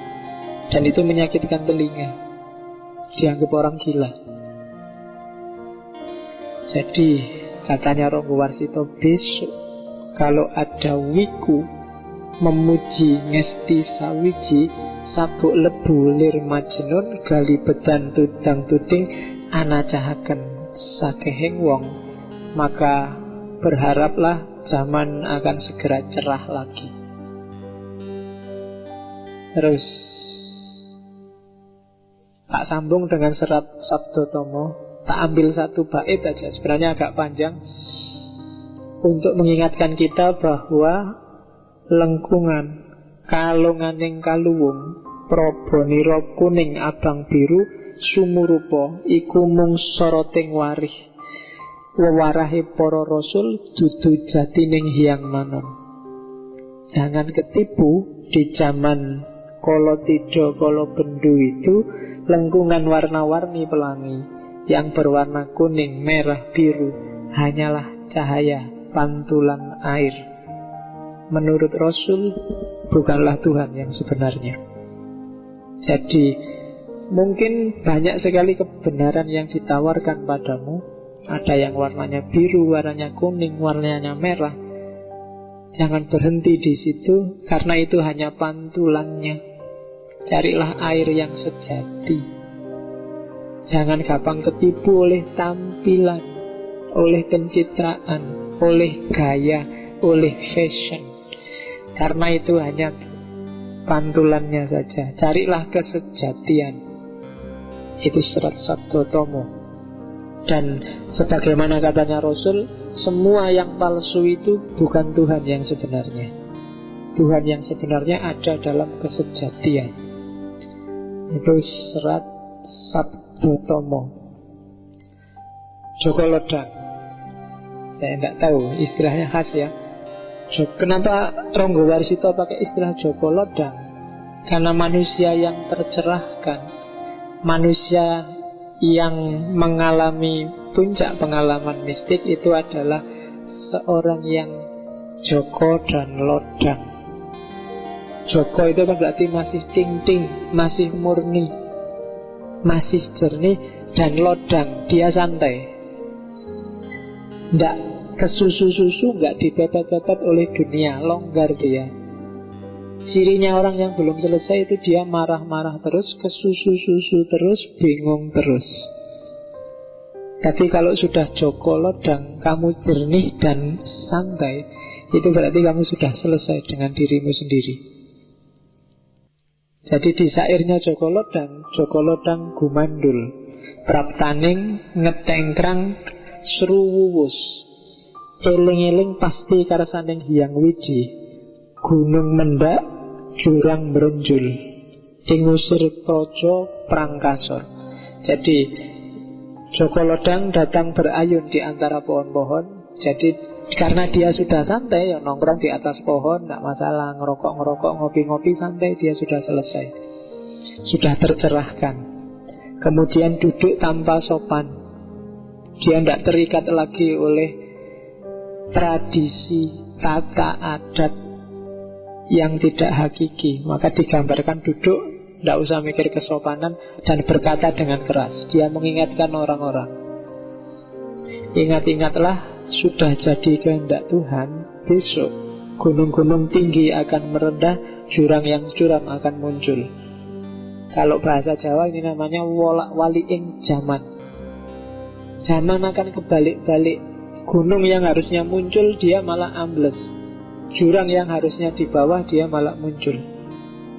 Yang benar jadi salah, yang salah kelihatan benar. Diingat-ingat besok ini. Dan yang kalah perang akan terusir. Jadi bukan yang salah akan terusir, bukan yang keliru akan terusir, tapi yang kalah perang. Besok akan ada kondisi semacam ini, zaman kebolak-balik. Dan yang mengabarkan ini Joko Lodang. Yang sadar kondisi ini adalah orang yang sudah tercerahkan, orang yang sudah selesai dengan dirinya sendiri dan dengan hidupnya. Tak loncati beberapa bait. Terus ada lagi yang gelisah siapa? Mbok perawan songgowang, duh kiteng kolbu. Kenapa pakai istilah mbok perawan? Kenapa pakai istilah mbok dan kenapa pakai istilah perawan?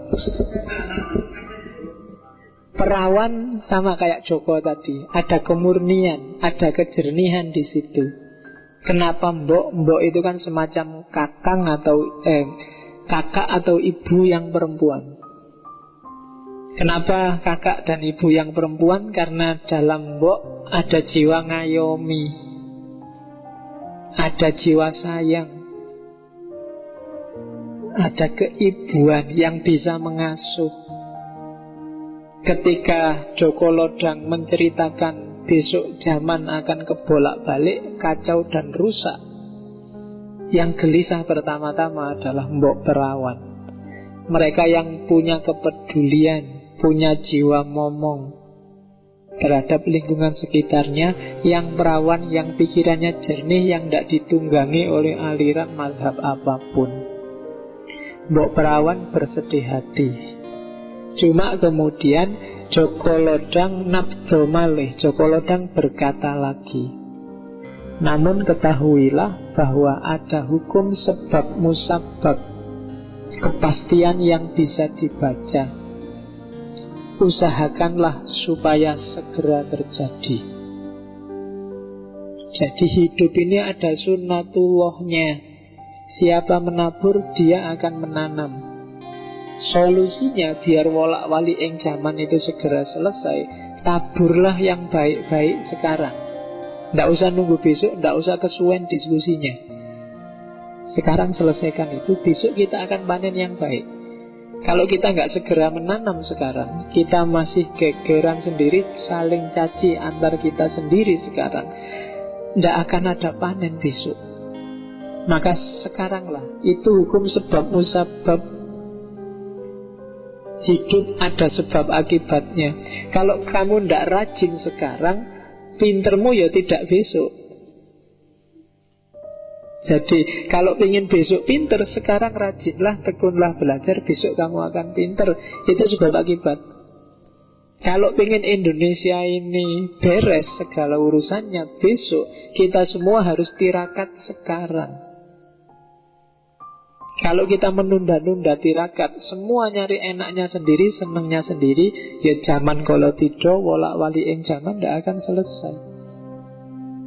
Masih lama. Wiku mesti sawijinya tidak akan muncul. Untuk jadi wiku kan harus ada tirakat. Dan tugas kita sebenarnya untuk tirakat itu tadi. Itu peringatannya Joko Lodang. Bait selanjutnya ini nanti yang sering ditafsirkan orang ramalan kemerdekaan Indonesia, karena pas kalau pakai Condro Sengkolo itu tahun 1945. Jadi sangkalane masih nunggal zamanipun ning sakjroning madya akhir. Wiku Sabto Ngesti Ratu, adil parimarmeng dasih ing kono kersaning manun.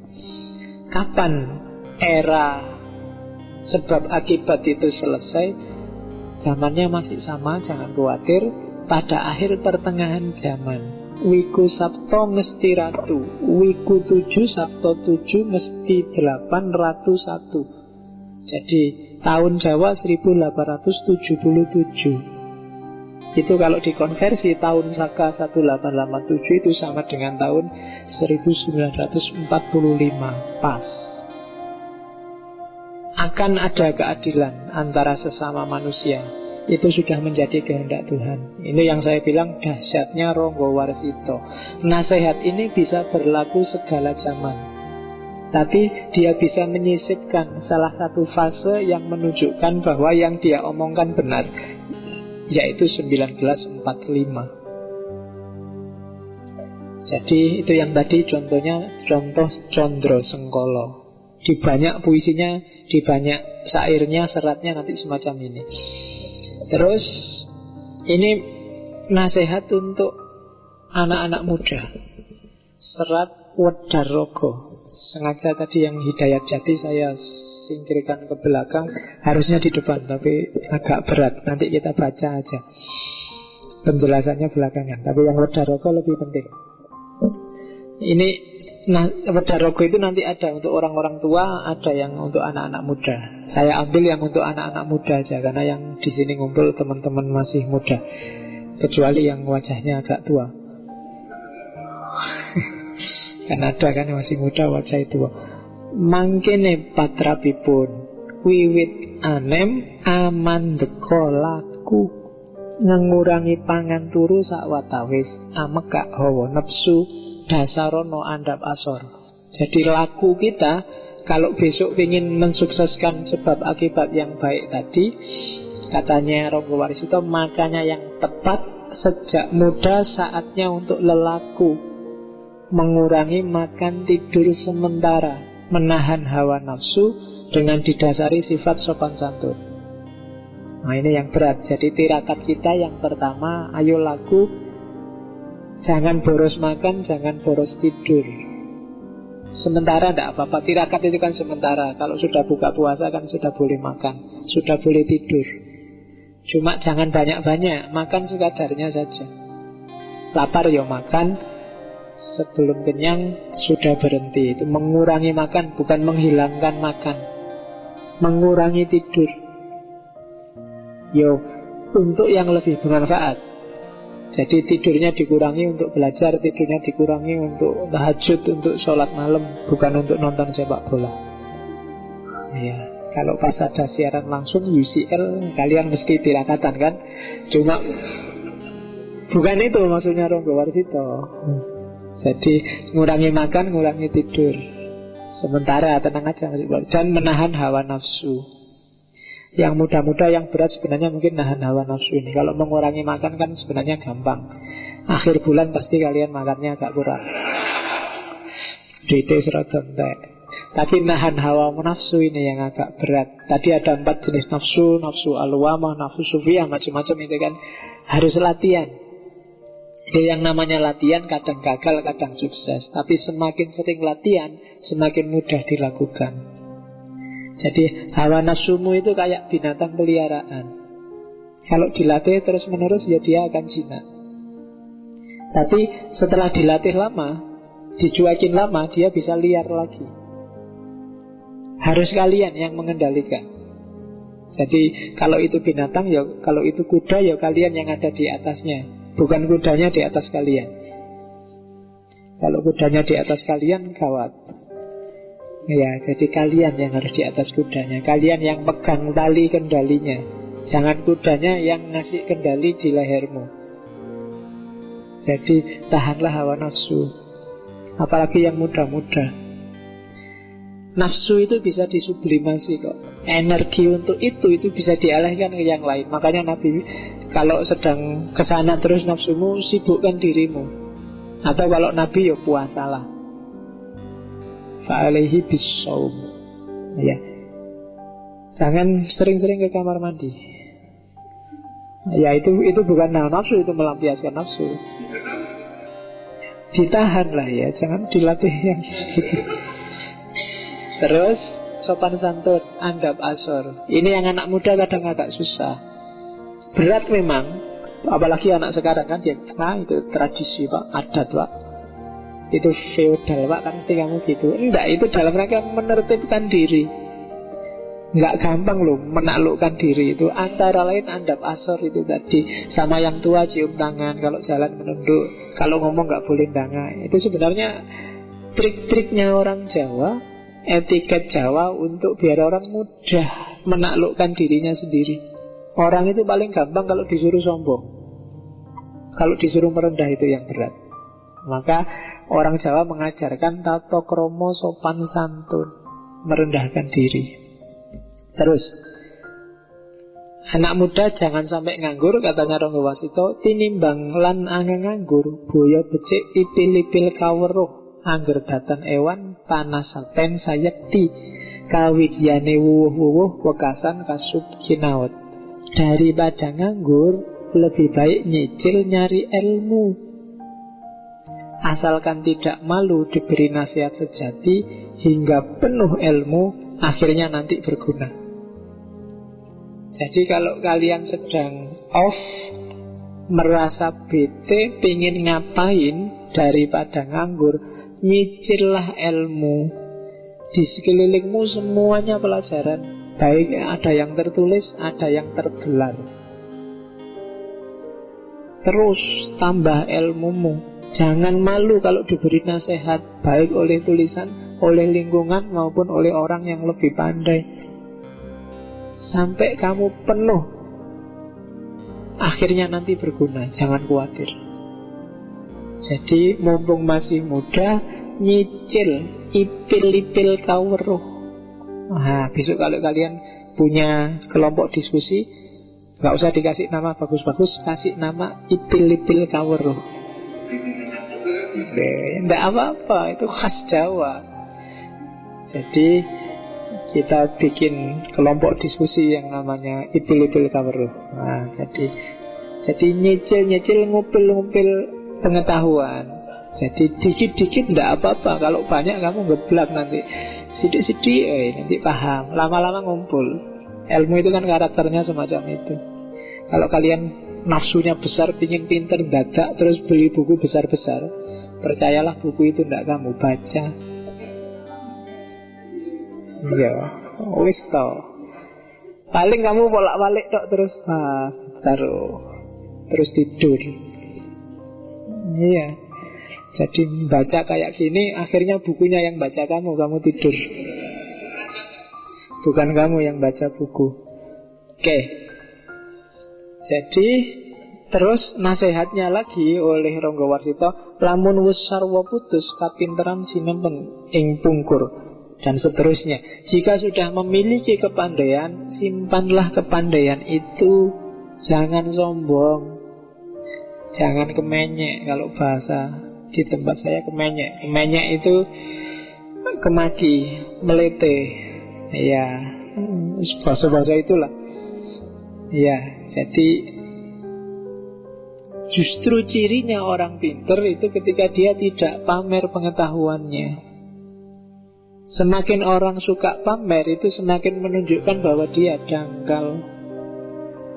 Sama kayak kalau kamu baru belajar silat atau belajar taekwondo, belajar apa itu. Kalau baru belajar kan tiap hari mesti kamu pamer, melete kan mesti. Ada apa-apa dikit, tenang aja, tak belain. Ini mesti gitu. Oh ya, ngerti-ngerti ya. Jangan deh, perlihatkan kebodohan. Semakin berat ilmunya, semakin menunduk kepalanya. Dan jangan salah, di samping rendah hati, gayamu yang menunduk tadi akan mempermudah dalam bertindak tanduk dan berhubungan dengan orang lain. Tidak ada orang yang senang bergaul sama orang sombong. Meskipun dia pinter, kamu sendiri yang merasakan mungkin IP-mu 2 sementara temanmu IP-nya 4. Kalau kamu temanmu ini sudah IP-nya 4, gaya lagi. Ya gak apa-apa sih kan, IP-nya 4 gaya gak apa-apa. Cuma gak enak kan kamu punya. Rasanya itu mending gak usah deket-deket dia deh, daripada dilecehkan terus. Dikit-dikit ngomong IP2, dikit-dikit ngomong IP2. Gak usah lah, meskipun kenyataannya begitu. Ya kan, dikit-dikit nasihati, kamu itu mbok belajar. Gak inget po orang tuamu, tiap hari nasihati gitu ya, kamu kan judik juga, bete juga. Ya nanti kamu balas, tenang aja, saya kan nyimpen ilmuku, gak tak keluarin. Ya. Oke, jadi jangan sombong, disimpan aja. Kalau memang pada saatnya ya dikeluarin. Kalau ada orang butuh ya dikasih, tidak masalah, cuma jangan sombong. Karena begitu kamu sombong, meskipun kamu memang pinter, orang akan lari darimu dan ilmumu akan kehilangan manfaatnya. Orang mungkin tidak percaya, mungkin yang diomongkan benar, tapi kalau sudah tidak suka kan nggak masuk. Oke. Sebab di dalam hidup banyak orang tak mau kelihatan bodoh, maka selalu menunjukkan pengetahuannya sendiri agar dipuji sebagai orang unggul. Tak taunya akan terjerumus. Jadi hati-hati kalau kamu sombong, sombongmu itu akan nabrak kamu sendiri. Sebenarnya apapun perilaku tercela yang kamu lakukan, akhirnya akan nabrak kamu sendiri. Jadi jangan dikira mudorotnya itu dirasakan orang lain. Yang pertama-tama merasakan akhlakmu yang jelek itu dirimu sendiri. Kerugiannya ya kamu sendiri. Kalau benar-benar pandai, orang yang pintar itu harusnya tidak demikian kelakuannya. Haruslah dengan kira-kira bagaimana baiknya. Pandai-pandailah mengaku bodoh agar dapat memberi manfaat pada orang lain. Pinter-pinterlah merendah Makanya orang Jawa itu kan lebih suka rendah diri, rendah hati. Ngomong aja kan gak suka yang keras-keras. Karena memang dasar teorinya untuk bisa harmoni dengan sesama itu kita harus agak merendah. Kalau semua orang muncul, semua orang menonjolkan dirinya, yang terjadi pasti konflik. Jadi merendahlah. Terus yang ini mohon maaf tak skip, tak loncati. Kalau ada waktu kita ulang lagi di sesi filsafat Jawa entah kapan. Serat Wirid Hidayat Jati. Jadi ini penjelasannya panjang-panjang. Saya masukkan sengaja biar kayak tadi diinget-inget aja. Penjelasannya besok. Jadi ini ada ananing zat, wadaing zat, kahananing zat, ada baitul makmur, baitul mukarram, baitul muqaddas. Itu teori ketuhanan yang luar biasa dari Serat Wirid Hidayat Jati. Nanti level selanjutnya ada penetapan iman, dan akhirnya adalah syahadat. Oke, sudah jam itu. Syair terakhir, coba dilihat. Ini syair ketika Ronggo Warsito meramalkan kematian dirinya. Amung kurang 8 ari kang kadulu, Serat Sabdo Jati. Tamating pati patitis, wus katon ning lokil makbul, angumpul ing madya ari, amerangi 1000 dapon. Terlihat hanya kurang 8 hari lagi datangnya kematian. Sudah tiba waktunya kembali menghadap Tuhan, berkumpul di tengah hari, tepatnya pada hari Rebu Pon. Dan pas, dan jangan kaget, Rebu ini adalah Rebu Pon. Ya, itu sudah diatur oleh Ronggo Warsito. Ya.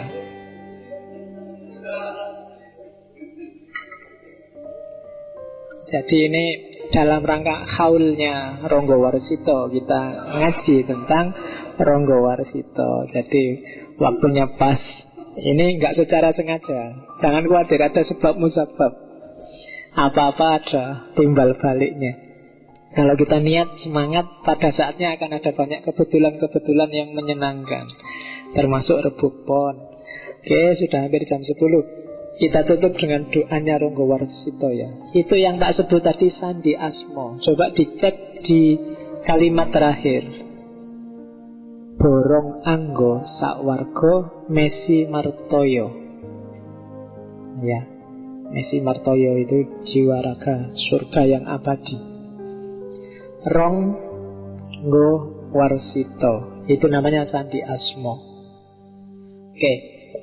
Duh Gusti sageta sabar santoso, mati sakjroning ngaurip, kalis ing reh aruroho, murka angkara sumingkir, tarlen meleng malaksih, sanitya sing tias mematuh, badaring sapudenda, antuk mayar sawetawis, borong anggo sawarga Mesi Martoyo. Semoga kita dapat sabar dan sentosa, seolah-olah mati dalam hidup, lepas dari kerepotan, jauh dari keangkara murkaan. Biarkanlah kami hanya memohon karunia padamu, guna mendapat ampunan, diberi sekedar keringanan. Hamba serahkan jiwa dan raga hamba. Dan itulah puisi dari seratnya Ronggo Warsito. Hidup paling enak itu kalau bisa mati sakjroning urip. Definisinya apa? Lepas dari kerepotan duniawi, karena kita tidak terikat lagi, tidak jatuh cinta lagi sama dunia, dan jauh dari keangkara murkaan. Nggak ada orang usil pada orang mati, nggak ada orang begal orang mati, nggak ada orang nipu orang mati. Jadi hidup yang enak itu mati sakjroning urip.